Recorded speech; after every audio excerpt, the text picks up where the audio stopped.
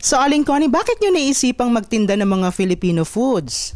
Kasi sa pagkakatira ko dito ng matagal na panahon, almost 13 years na, every time na may gusto tayo na pagkain na galing sa Pilipinas, hindi natin makita rito. Kung hindi yung mga Pilipino lang na bumabalik ng nagbakasyon. So ngayon, naisipan ko na why I don't try to sell these Filipino products.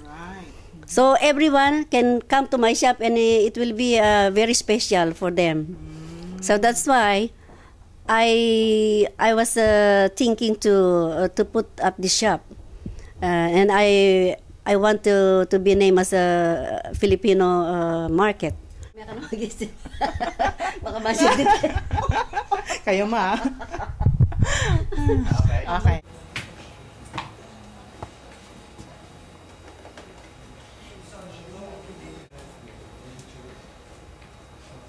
Makaka-apekto na malaki. Kasi once na nagkaroon ng ganyan na aberya, may mga checking dyan. Kahit saan makita ang mga kababayan natin, checkin sila. So, delikado. Salamat po Aling Connie.